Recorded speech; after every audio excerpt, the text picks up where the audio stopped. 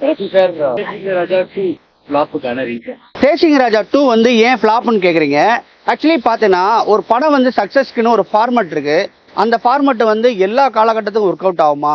இப்போ வந்து 1970 வந்த படத்தோடைய ஃபார்மட் ஒன்று இருக்கும். அது வந்து பார்த்தீங்கன்னா 2000 வந்து ஒர்க் அவுட் ஆகுமா? 2000 வந்த ஃபார்மட் ஒன்று இருக்குது, அது 2025 ஒர்க் அவுட் ஆகுமா அப்படின்னு கேட்டோம்னா ரொம்ப கஷ்டம். அது மாதிரி தான் இது வந்து பார்த்தீங்கன்னா இந்த ஃபார்மட்டே வந்து பார்த்தீங்கன்னா பழைய ஃபார்மட்டு.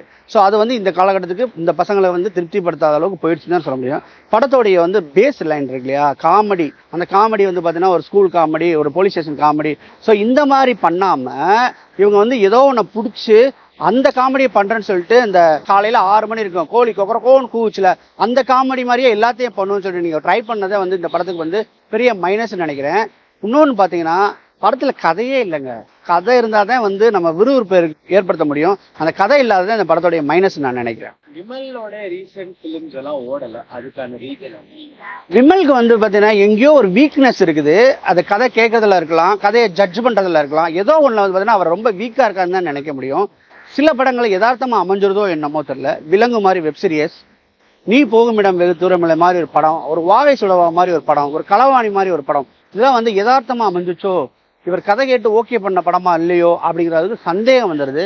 அந்த அளவுக்கு தான் இருக்கு. ஏன்னு கேட்டேன்னா வரிசையா படங்கள் எல்லாம் அவ்வளவு ஒரு ஒரு நல்ல கதைகள் நம்ம சொல்லவே முடியாது, அந்த அளவு இருக்கு. ஆனா அவரை பொறுத்தவரை ஒரு நல்ல நடிகர், ஒரு இன்னோசென்டான ஆக்டர். நீங்க வந்து விலங்கு சீரியஸ் பாருங்க, உங்களுக்கு விமலுடைய பெர்ஃபார்மன்ஸ் தெரியும்.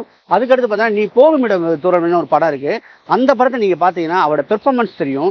வாகை சுடவால ரொம்ப நல்லாவே பண்ணியிருப்பாப்புல. ஸோ இந்த மாதிரி அவருடைய பெர்ஃபார்மன்ஸ் வைஸ் பார்த்தீங்கன்னா அவர் குறை சொல்லவே முடியாது. ஆனா கதைகள் தேர்ந்தெடுக்க விதத்துல வந்து பார்த்தீங்கன்னா அவர் ரொம்ப கஷ்டப்படுறாரோ அப்படின்னு தோணுது. நெப்போட்டிசம் வந்து இப்போ வந்து தமிழ் சினிமாவில் வந்து இருக்கா இல்லையான்னு கேட்குறீங்க. நெப்போட்டிசம் இருக்குங்க. இந்த 2025 மட்டும் 4-5 பேர் வெளியில வந்துட்டாங்க. விஜய் ஆண்டனி சாரோடைய அக்கா பையன், விஜய் சேதுபதியுடைய பையன், தனுஷோட அக்கா பையன், இப்போ வந்து பாத்தீங்கன்னா ரீசெண்டா விஷ்ணு சாரோட தம்பி, இவ்வளவு பேர் வந்துகிட்டே இருக்காங்க. ஆனா நெப்பாட்டிசம் இருந்தாலும் படத்துல வந்து ஜெயிக்கணும்னா திறமையும் டெடிகேஷனும் பயங்கரமான உழைப்பு இருந்தா மட்டும்தாங்க ஜெயிக்க முடியும். நீங்க காசு வச்சிருந்தா கூட எவ்வளவு பேர் கோடீஸ்வரன்லாம் இருக்கான், அவனா ஜெயிக்க முடியுமான்னு கேட்டா கண்டிப்பா முடியாது. நெப்பாட்டிசமே இருந்தாலும் திறமை இருந்தா மட்டும்தான் தமிழ் மக்களை ஏத்துக்குவாங்க, அவங்க படங்கள் ஓடும். இல்லைன்னா கண்டிப்பா தூக்கி வீசிடுவாங்க.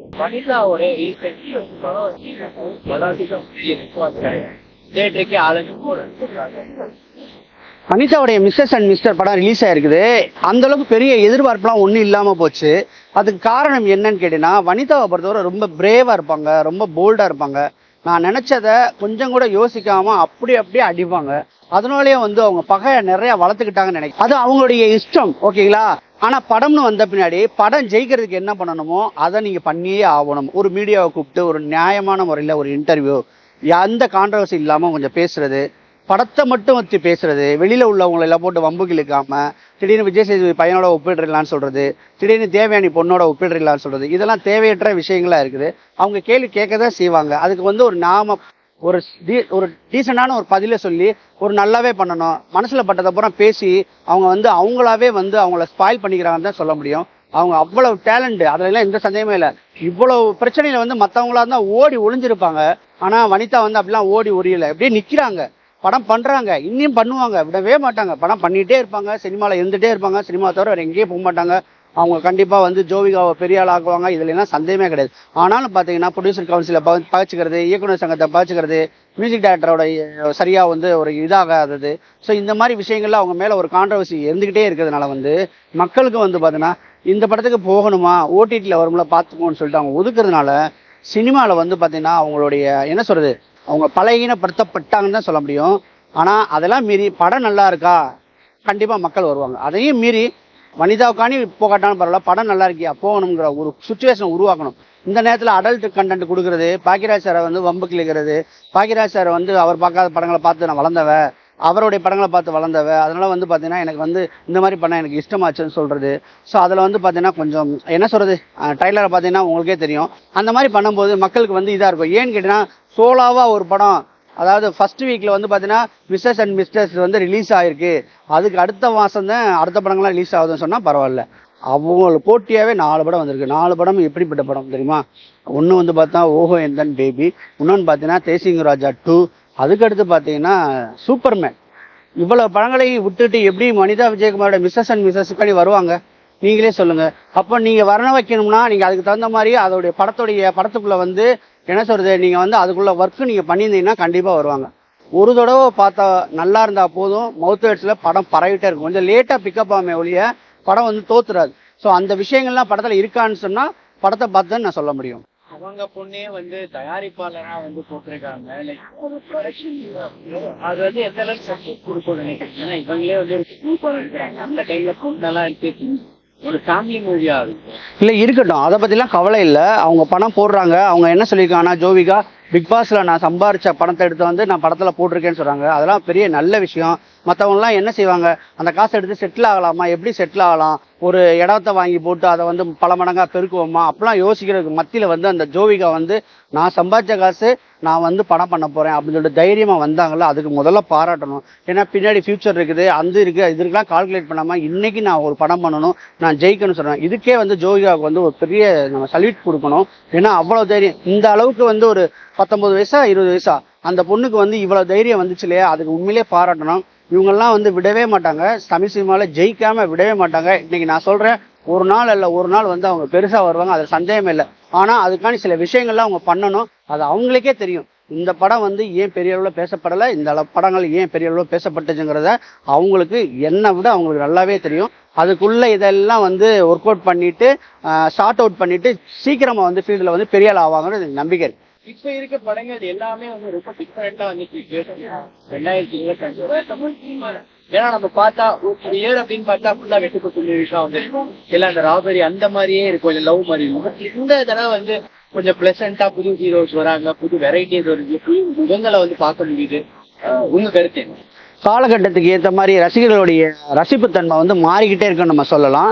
அதுதான் இப்போ நடந்துகிட்டு இருக்கு. அந்த காலத்தில் வந்து 90ஸ்ல வந்து வந்த படங்களுடைய இதுகள்லாம் பார்த்தீங்கன்னா வெட்டுக்குத்து அடிதடி அந்த மாதிரியே வந்துகிட்டு இருந்துச்சு. அதுக்கடுத்து பார்த்தீங்கன்னா கொஞ்சம் லேட்டாக மாறி கொஞ்சம் ஒரு ஒரு ஒரு இந்த லவ் ஸ்டோரி வந்துச்சு. இப்போலாம் பார்த்தீங்கன்னு வச்சுக்கலேன் 2K லவ் ஸ்டோரிங்கிற மாதிரி ஒரு படத்தை எடுக்கிறாங்க. இப்போ வந்து ஒரு ஸ்கூல் இருக்குது, இந்த ஸ்கூலில் உள்ள பையன் வந்து எந்த மாதிரி யோசிப்பான். இப்போ வந்து பார்த்தீங்கன்னா லாஸ்ட்டாக பறந்து போன ஒரு படம் வந்துச்சு. பறந்து போல பார்த்தீங்கன்னா அப்பா அம்மாலாம் பார்த்தீங்கன்னா அவங்க பாயிண்ட் ஆஃப் வியூ யோசிச்சுட்டு இருக்கும்போது ஒரு 8 வயசு பையன் வந்து எனக்குன்னு ஒரு லைஃப் இருக்குன்னு யோசிக்கிறான். அதை வந்து வித்தியாசமாக வந்து ராம் சார் சொன்னார். அந்த மாதிரி படங்கள் வந்து வர்றது வந்து பெரிய வந்து என்ன சார் தமிழ் சினிமாவுக்கு வந்து ஒரு பெரிய என்ன சொல்றது பெரிய புகழ் நான் நினைக்கிறேன். ஒரு பிரைட் ஆஃப் தமிழ் சினிமான்னு நான் சொல்கிறேன். வேற ஒருத்தவங்க யோசிக்கிறான். ஆனால் அந்த படத்துக்குலாம் ஆதரவு இருந்துச்சான்னு சொன்னோம்னா ரொம்ப கஷ்டமாக இருக்குங்க. அந்த படத்துக்குலாம் நீங்கள் ஆதரவு கொடுக்கணும். தமிழ்நாடுன்னா எல்லாம் சேர்ந்தது தமிழ்நாடு. கன்னியாகுமரியில் ஒரு படம் ஓடுச்சுன்னா சென்னையிலேயும் அந்த படம் ஓடணும், சென்னையில் ஒரு படம் ஓடுச்சுன்னா அது ராமேஸ்வரத்துலேயும் அந்த படம் ஓடணும். அந்த மாதிரி ரசிகர்கள் இருக்கும்போது வந்து ஆதரவு கொடுங்கன்னு சொல்ல முடியும். ஒரு ஒரு ஊருக்கு தகுந்த மாதிரி ஒரு கல்ச்சர் மாறிட்டே போகுது. அந்தந்த கல்ச்சருக்குள்ளவங்க வந்து ரசிக்கிறதை விட்டுவிட்டு தமிழ் படத்துக்கு நம்ம ஆதரவு கொடுக்கலன்னா யார் ஆதரவு கொடுப்பா சொல்லுங்க நீங்களே. தமிழ் படம் ஒரு ஒரு 2.5 மணி நேரம் நம்மளை வந்து அவங்க வந்து என்டர்டைன் பண்ணுறாங்க, கோடியே கொட்டி செலவு பண்ணுறாங்க. ஜஸ்ட் வந்து வாட்ச் பண்ணிட்டு ஓகே நல்லா இருக்கு நல்லா இல்லைன்னு சொல்றது. இந்த இப்போலாம் வந்து ஒரு டைரக்டர் சொல்றாரு, நெகட்டிவ் விமர்சனங்களால தான் தமிழ் சினிமா கெட்டு போகுதுன்னு சொல்றாப்ல. நெகட்டிவ் விமர்சனம்னு பார்த்தீங்கன்னா அளவுக்கு மீறி ஆயிடுச்சுங்க. மனசாட்சி இல்லாமல் பேசுறாங்க, ரொம்ப ரொம்ப படுத்துறாங்க. நேற்றுக்கெல்லாம் ஒரு பொண்ணு சொல்லுது, அமிதாஞ்சனும் காஃபியும் ஃப்ளாஸ்கில் எடுத்துட்டு போனா மட்டும் தான் இந்த படத்தை பார்க்க முடியும்னு ஒரு படத்தை வந்து தாக்குது. அதெல்லாம் பார்க்கும்போது நம்மளுக்கு ரொம்ப இதா இருக்கு. நீங்க என்ன பேச வரீங்க? நீங்க தான் வந்து தமிழ் சினிமா ஒட்டுமொத்த தமிழ் சினிமாவுக்கே ஒரு என்ன சொல்ற பிரசிடென்ட் மாதிரி பேசுறீங்க. அது எப்படி? உங்களுக்கு பிடிச்சிருந்துச்சுன்னா உங்களுக்கு பிடிச்சிருக்கு, உங்களுக்கு பிடிக்கனா உங்களுக்கு பிடிக்கல. உங்களுக்கு பிடிக்காதது அடுத்தவனுக்கு பிடிக்காதுன்னு சொல்லக்கூடாது. அடுத்தவங்க வராதிங்கன்னு நீங்க எப்படிங்க சொல்லுவீங்க? தேட்டருக்குள்ள வராதிங்கன்னு அந்த பொண்ணு சொல்லுது. அது எப்படி நம்ம சொல்ல முடியும்? படத்துக்கே வந்துடாதீங்க. வர்றதா இருந்துச்சுன்னா அமிதாஞ்சனையும் அதனது ஒரு பிளாஸ்கில் காஃபியை போட்டுவாங்க, அவ்வளோ ஒரு தலைவலி கொடுத்துருக்காங்க அப்படிலாம் சொல்றதெல்லாம் வந்து நியாயம் பண்றது. அதெல்லாம் செம்ம. இது உங்களெல்லாம் வந்து எப்படி சொல்றது, ஒரு நல்ல வாழ்க்கை அமையுமாங்கிறது ரொம்ப கஷ்டங்க. நீங்க வந்து ஒரு 2.5 மணி நேரம் படத்தையே வந்து ஒரு 130 ரூபா 160 ரூபா கொடுத்து படம் பார்த்து சகிக்க முடியலன்னா நீங்க எங்கே வாழ்க்கையில நீங்க ஜெயிக்க போறீங்க சொல்லுங்க? வராதிங்க அப்பலாமா சொல்றது. தமிழ் சினிமா வந்து அதுக்கா பண்ணிட்டு இருக்காங்க. யாராவது வந்து அமிதாஞ்சன் தைலத்தோட வரட்டும், யாராவது வந்து காஃபியோட வரட்டும் அப்படிங்கிறதுக்காண்டி படம் எடுப்பாங்களா? ஊனா போடும் போதே வந்து பார்த்தீங்கன்னா நீங்க கும்பிடுற அதே சாமிக்கு முன்னாடி உட்காந்து அந்த ப்ரொடியூசர் வந்து 1 வாரம் பண்ணுவார், 1 வாரம் பூஜை பண்ணுவார், படத்துக்கு பூஜை போடுவாங்க. ஒரு தேங்காய் உடைக்கிறது கூட தமிழ் சினிமாவுடைய மரபு. அதெல்லாம் உடைச்சு தேங்காய் உடைக்கிறது கூட வந்து பார்த்தீங்கன்னா தமிழ் சினிமாவோட மரபு. அதெல்லாம் செஞ்சுட்டு தான் வந்து நீங்க கும்பிடுற அதே சாமியை தான் அவரு கும்பிட்டுட்டு வர்றாரு. இப்போ நீங்க சொல்லுங்க, நீங்க அதே சாமி கும்பிட்ற நீங்க வந்து இந்த படத்துக்கு வராதேங்கிறிய, அந்த சாமி கும்பிட்டு படம் எடுத்த தயாரிப்பாளர் வந்து வரட்டும்னு சொல்லிட்டு எடுக்கிறாரு. அப்ப நீங்க என்ன இது பண்ணணும்?